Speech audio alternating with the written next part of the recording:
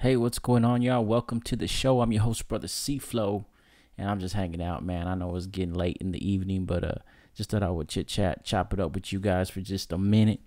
So, yeah, guys, stay tuned. Be back right after this.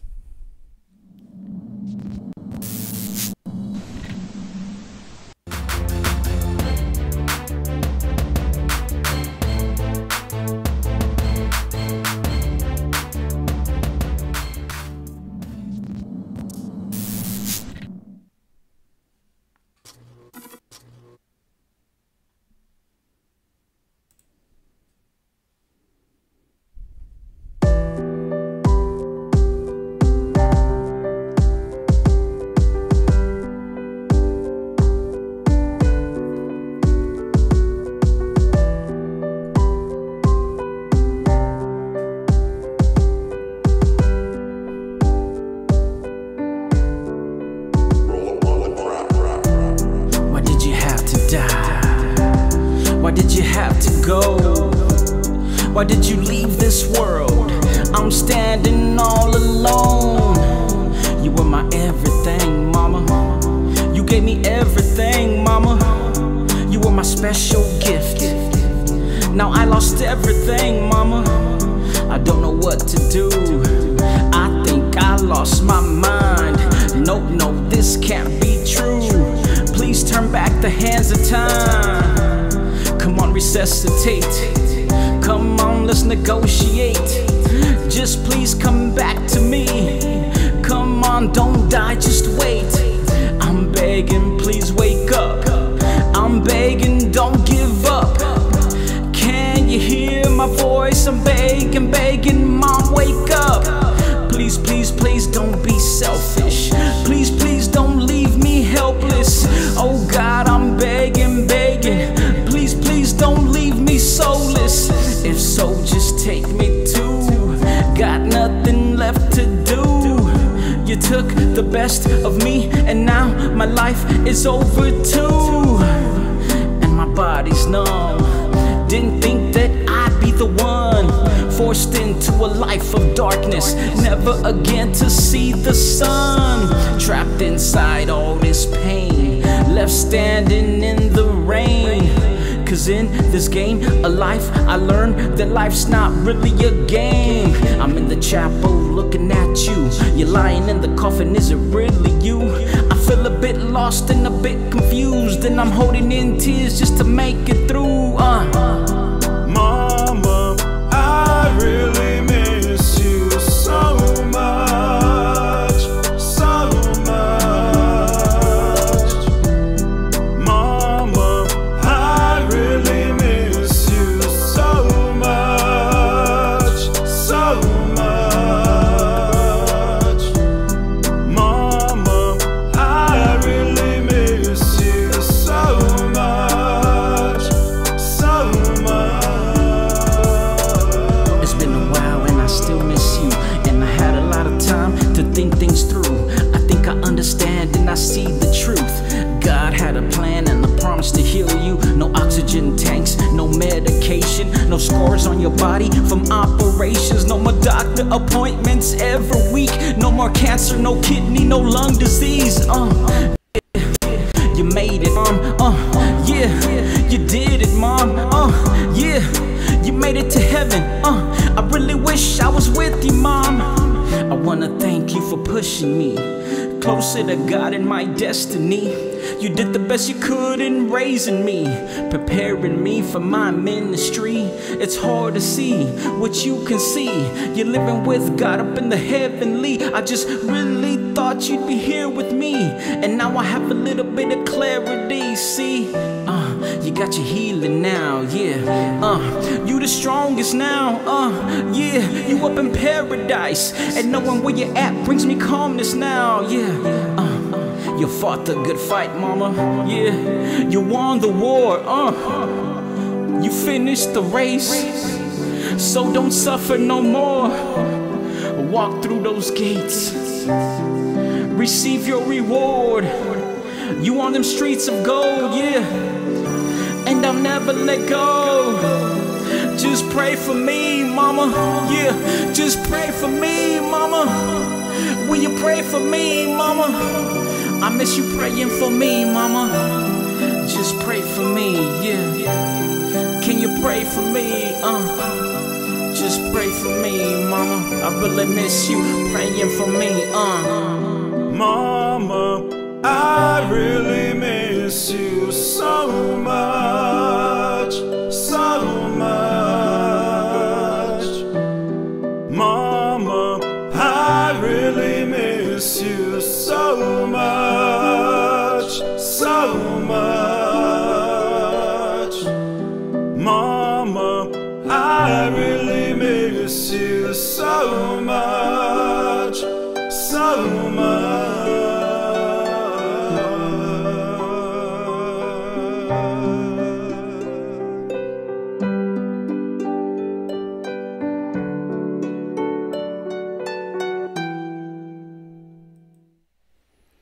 Hey, what's up, everybody? God bless you, man. I hope you're having a great night.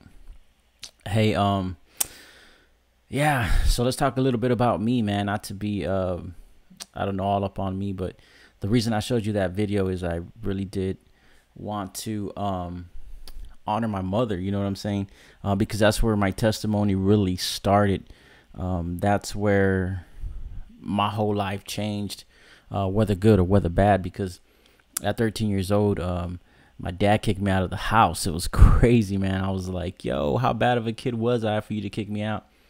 I didn't understand it. And then my mother just sitting there letting it happen, not really kind of fighting for me.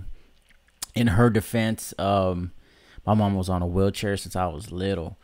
And she kind of depended on my dad for everything. Like, he used to have to bathe her, you know, cook for her, clean her, all that stuff. So my dad was a really good man, and I really honor him for that. When it came to, I guess, parenting and being a good father, you know, I feel like it could have been way better for sure.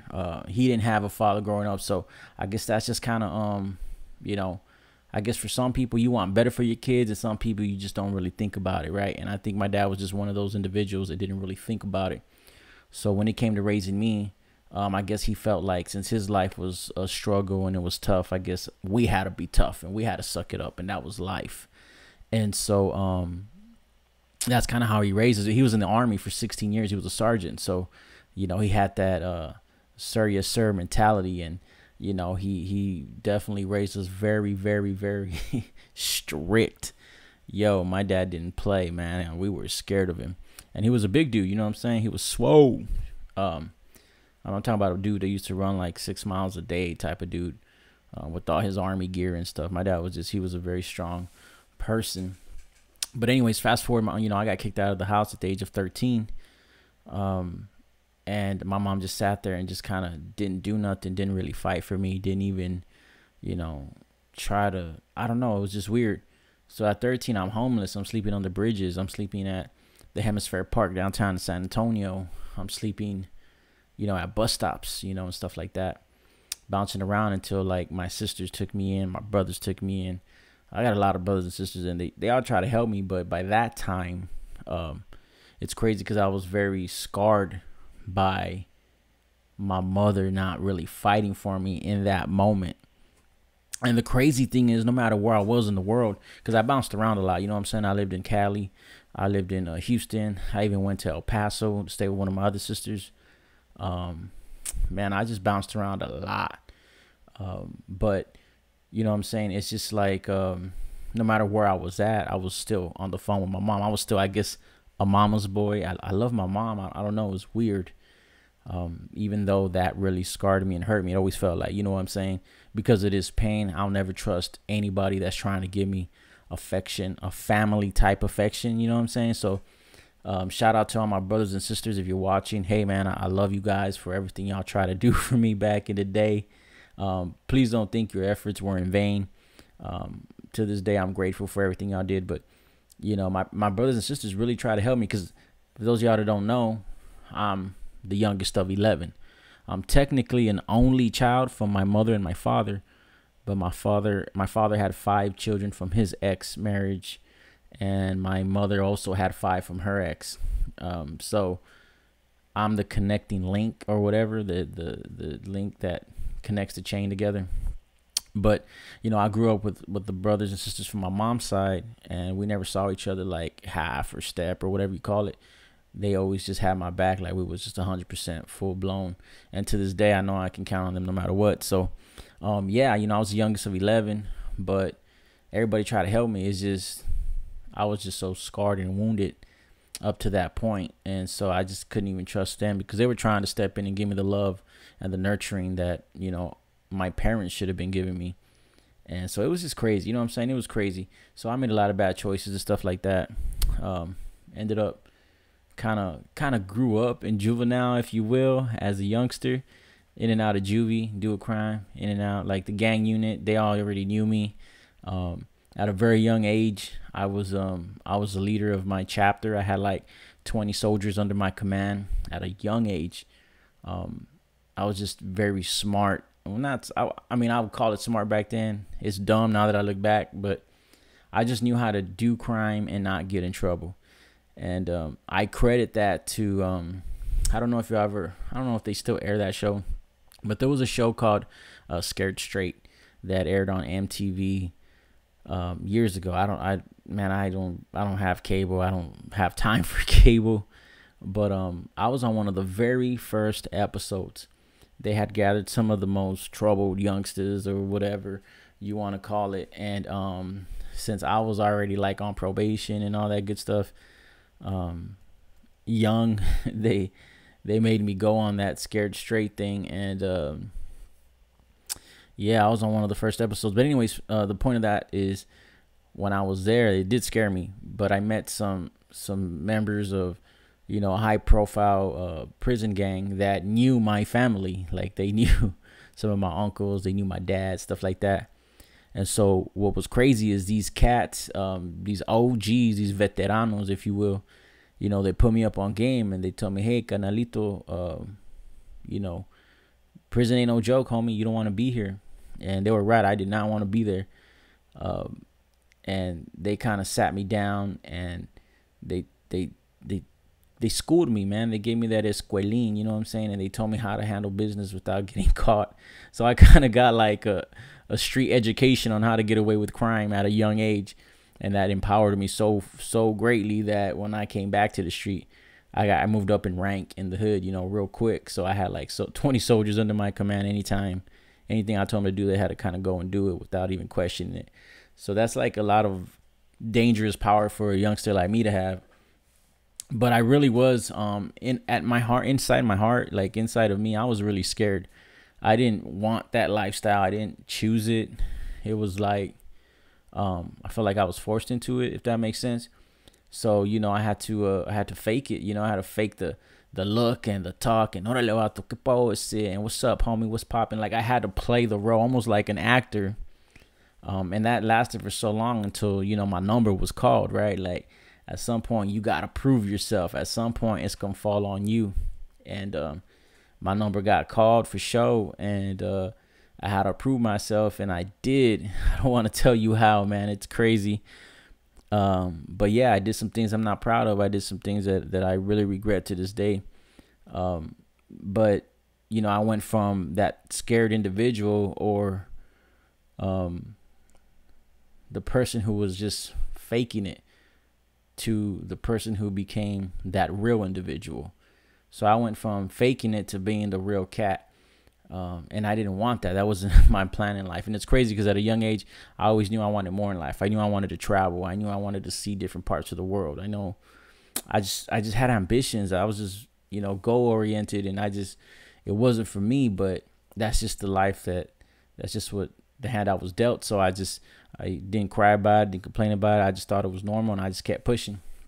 So, the reason I shared that mother video is because I lost my mom a few years back. My mom passed away, and I miss her, man, to this day. I really miss my mother. I love her, hearing her voice, and you know, I tell you a little bit about me, but really I didn't want to really just talk about me.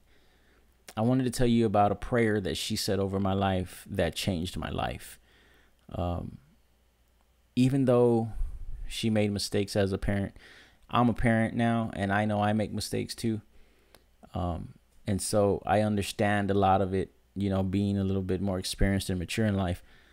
She said a prayer one day because, you know, as I got older, I got crazier, I got worse, I got in a lot more trouble. But she said one day, because she always served God, she was faithful to God. I mean, she came from the hood, you know what I'm saying? But when God changed her life, I was at a young age. I was probably like, I don't know, 6 or 7 when she got saved. And like, she went hard for the kingdom. A woman on a wheelchair, like, this lady was on a wheelchair. She had a trach in her throat. If you don't know what that is, that's when they make a hole in your neck, like in your throat right here. They put like a plastic thing with a tube that connects down to your lungs so that you can breathe. So because my mom had she had like a collapsed lung. She had heart problems. She had all kinds of issues. Oh my goodness, if you name it, my mom probably had it. And she didn't pass away from none of that. It's crazy how she passed away. I knew it was God. But anyways, my mother had all these issues, oxygen tanks that she carried on the back of her wheelchair, bags of medications. But she was the first one in the house of God, and she was the last one to leave. Like, she was just, I'm talking about gangster for the kingdom. Like, I ain't ever seen nobody to this day go hard for the kingdom like my mom.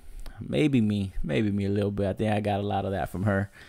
But my mom, man, she went hard. She made a lot of mistakes with all her kids, but towards the end, like, she turned it around, and like, I really know that she's honored in heaven. But, well, you know, let me get to the point. She said this prayer, like, she said this prayer in front of me that really scared me, because at a young age, I hated God. I was angry and bitter because I would see my mom suffering in a wheelchair, and I would tell my mom, like, yo, if God is real and God, you know, he love you, and you preaching this and you preaching that, where God at in your life? You know what I'm saying? Like, what's popping with it? Like, why don't he take you out this wheelchair?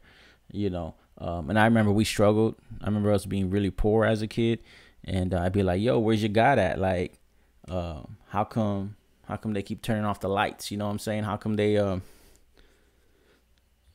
keep cutting off the water and all that crazy stuff? And my mom would just look at me and with such peace and such patience and just tell me, Mijo, you don't understand, but God has a plan. And I would be like, yo, this is crazy. Like, how can you serve this God and yet you're in this wheelchair? You know what I'm saying?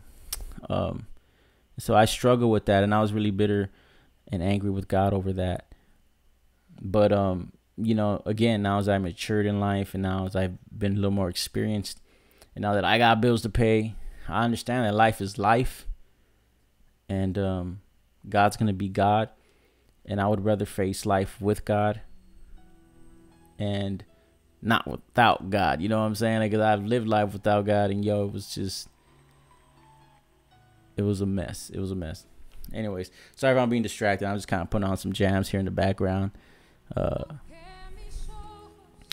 But I used to look to the sky and I used to curse God. I used to throw the finger at the sky and be like, you know what? You ain't real. I hate you. But in reality, I knew he was real. Otherwise, who was I talking to if he wasn't real? You know what I'm saying? I'm just clowning myself. But I really knew in my heart that God was real. I knew he was real. Like, that was just something I just always knew. I don't know where I got that from. I don't know if that's just my mom raising me in church, but I always knew God was real. So she said this prayer one day to my face before God and before me, and she said, you know what? I wash my hands of you. I've done everything I can do for you, and I now turn you into God. And when my mother did that, when she said, I'm done with you, like, there's nothing else I can do, and she said this prayer, she said, Lord, I te lo entrego. She said it in Spanish, te lo entrego, meaning I turn him into you. I'm done. Like, there's nothing else I can do. I've done all I can do. When she said that prayer, I felt like I lost my mom, and that scared me because I knew my mom was a merciful mom, and I knew God was a just God, and it scared me. Like, I just knew God was so real. And so at the time when she said that, I was like, yo, what's gonna happen now? And so I kind of played it really smooth and really smart after that prayer. Like, I started trying to like just be cool. I didn't like give my life to God or anything, but I just like try to be chill, try to calm down, try to slow my roll, because I knew how real God was. So that prayer is what changed my life. And I say that because I know there's mothers out that are watching. I know there's mothers that are going to see this. And I want you to know, mothers, look, I want you to know God has a perfect plan, and he has a perfect time for the salvation of your children. You may be like, man, this huerco, this kid is a knucklehead. He's in and out of prison, or she's on the street. She's this and that. Mama, don't worry. Just love him. You know what I'm saying? Just love him. One of the things I give my mom props for is I will come home late, you know, at a young age, from being on the street and stuff like that. And my dad was quick to fight. My dad was quick to call the cops and get me arrested, and he did many times. But my mom was up praying. She was praying for me. She was saying, she was thanking God that I made it home safe. You know, yeah, she would get after me, but I knew she did it in love. It wasn't about a fight. She did it in love. And she would kiss me on my cheek, and she would turn to the ceiling, and she would say, thank you, Lord, because my baby made it home safe. You know what I'm saying?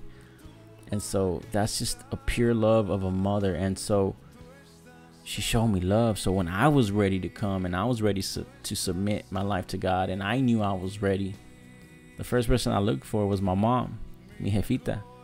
And so when I was ready, I ran to her, my mom. I remember it was like 2 in the morning. I said, Mom, I'm ready to give my life to God. And she said, mijo, let's pray. And I love that. Like, she's the woman I turn to.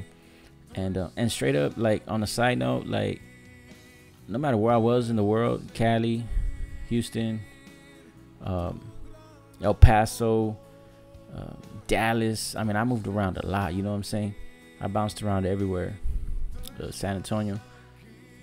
When I got in trouble, if I was in a shootout or something crazy happened, you know, whatever it was, so many situations happen on the streets. If you're from the street, you know what I'm talking about.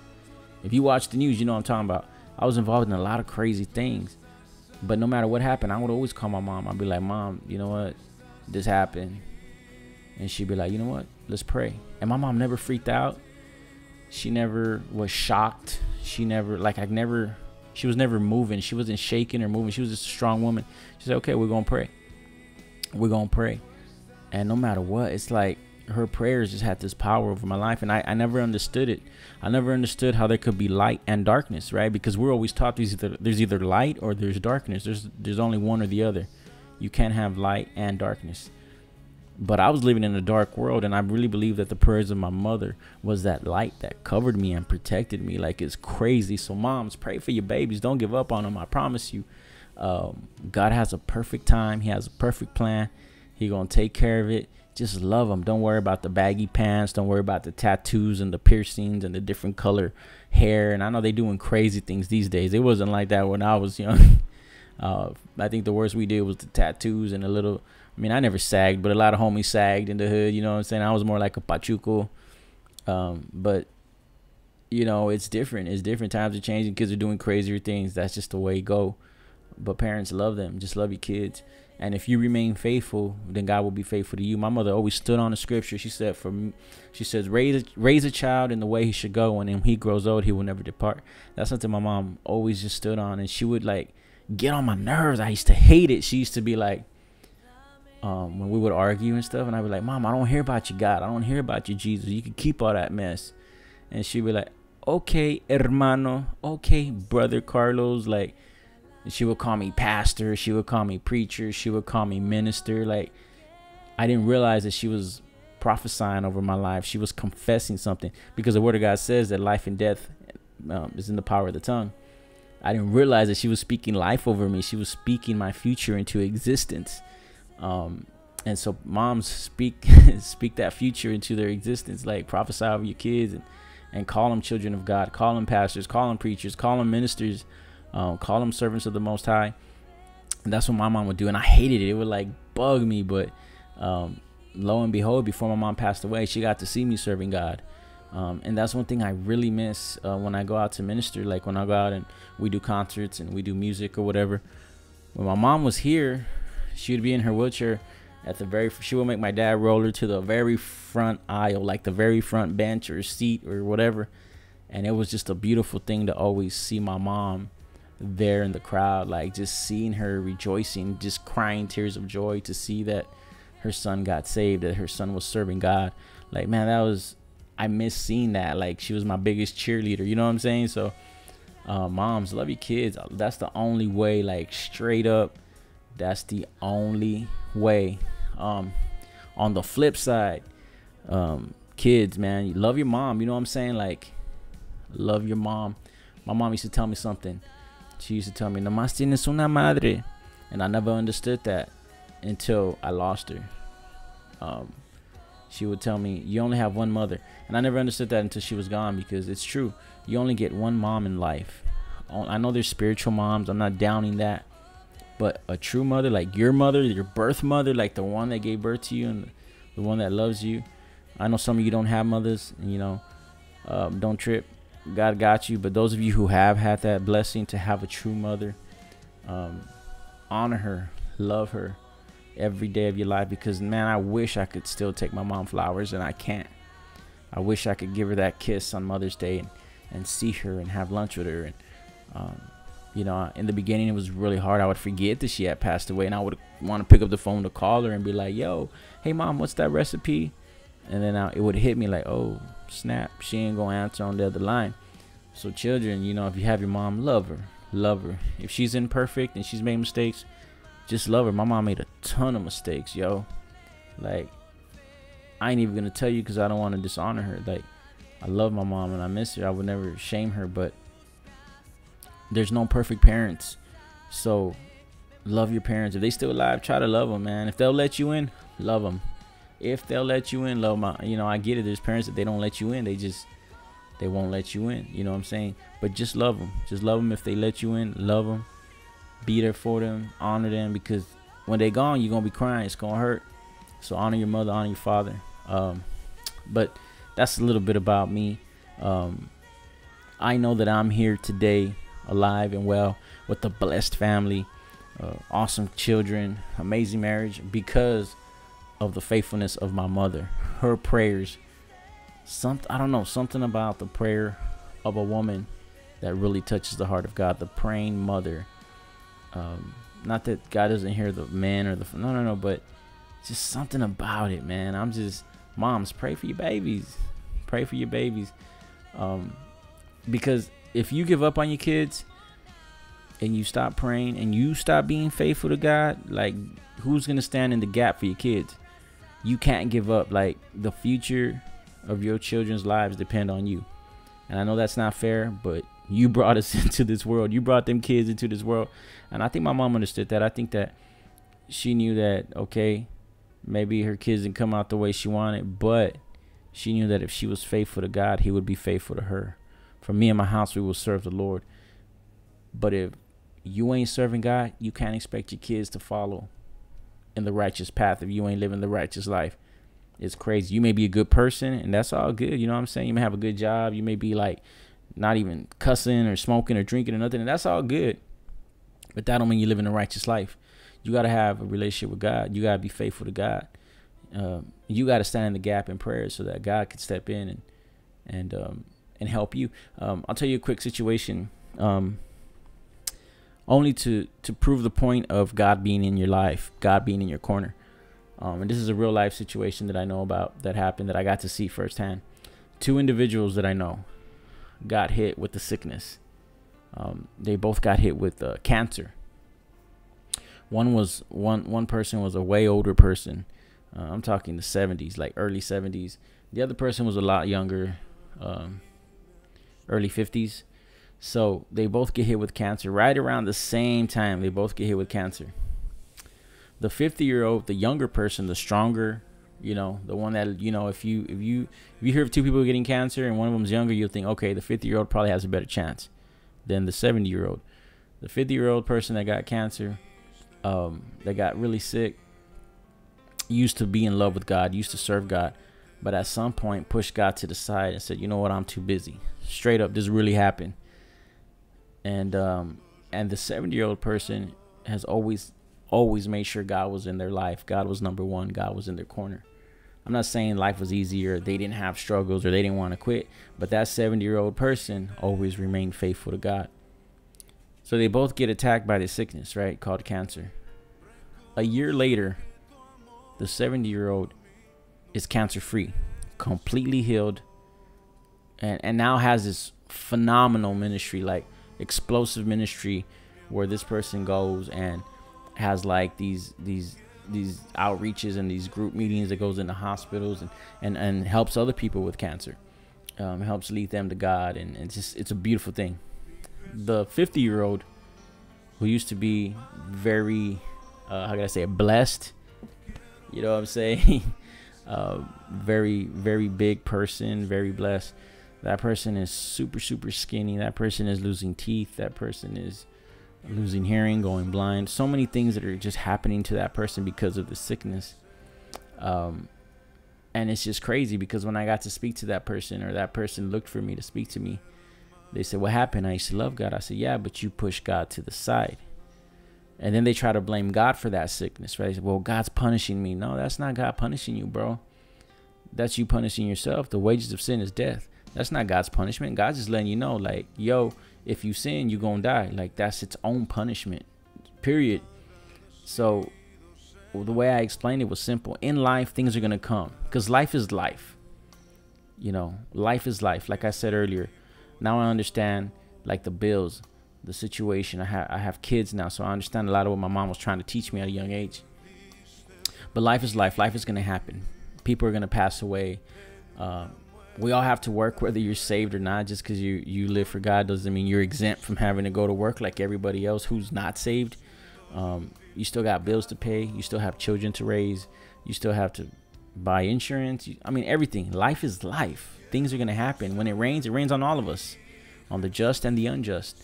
If a hurricane comes, it's going to hit all of us, whether you're saved or not. But here's the difference. When storms come in life, when trials, when sicknesses knock at your door, if God is in your corner, there's hope. If God is in your corner, there's deliverance. If God is in your corner, there's protection. If God's not in your corner, good luck. Let's see what happens. And in this situation, that's exactly what happened.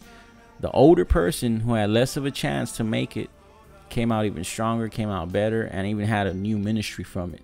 And it's like explosive with it.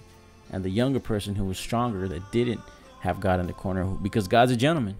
They push God to the side. God respects. If you say, you know what, I'm cool, I'm chill, I don't need you, then God's going to respect. He's not going to fight with you. He's not going to argue you. He's a gentleman. And so if you push God to the side, well, then sickness comes and knocks on your door. God can't step in and help you because you kicked him to the side. What do you expect? So just, I just shared that with you to just prove that point. Like, you got to be faithful to God. Somebody has to be faithful to God. Someone has to stand in the gap for your kids. You got to be faithful to God so that there's hope for your children. But if you give up on them because it's tiring, and I know it's tiring, I know it's hard. I used to see everything my mom used to go through. She's in a wheelchair. But you know what? My mom still went to Bible college. My mom was like a year away from getting her doctorate's degree in theology. My mom was ministering. She was preaching all over the place on a wheelchair with oxygen tanks. And she had to do it sitting down. But she did it, and it was powerful. I remember seeing her in action. She didn't let nothing stop her. She went hard for the kingdom. You know what I'm saying? What's our excuse? And we got 2 legs. We good. We fine. We ain't got no sicknesses. Like, we good. I'm speaking for me. I ain't got no. I'm great. So what's my excuse? Like, I gotta go hard. I'm never gonna stop. And God forbid I end up in a wheelchair. But if that didn't stop my mom, how's that gonna stop me? You know what I'm saying? Like, how's it gonna stop anybody? My mom was like a great example. So go hard for the kingdom. That's a little bit about me. I'll let you go with this, guys. I started off with showing y'all that video. I'll go ahead and show it to you guys one more time. That way you check it out. But this song, it's a song I wrote for my mother. It's a song that, she passed away, and I had wrote this song so many times, man. It was crazy. I wrote it so many times, and I rewrote it, but I was in my feelings. I talk about all the emotional pain, but I know this is good. This is a blessing to a lot of people, and I know it helps a lot of people who's lost a loved one, especially like a parent, a mother. So I'm gonna play this video. Check it out.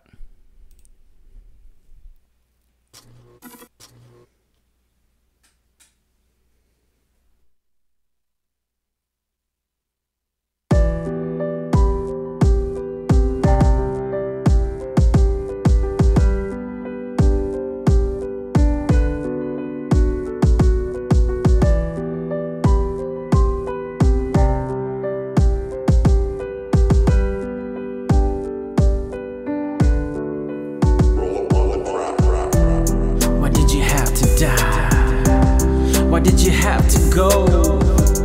Why did you leave this world? I'm standing all alone. You were my everything, mama. You gave me everything, mama. You were my special gift. Now I lost everything, mama. I don't know what to do. I think I lost my mind. No, no, this can't be true. Please turn back the hands of time. Come on, resuscitate. Come on, let's negotiate. Just please come back to me. Come on, don't die, just wait. I'm begging, please wake up. I'm begging, don't give up. Can you hear my voice? I'm begging, begging, mom, wake up. Please, please, please don't be selfish. Please, please don't leave me helpless. Oh God, I'm begging, begging. Please, please don't leave me soulless. If so, just take me too.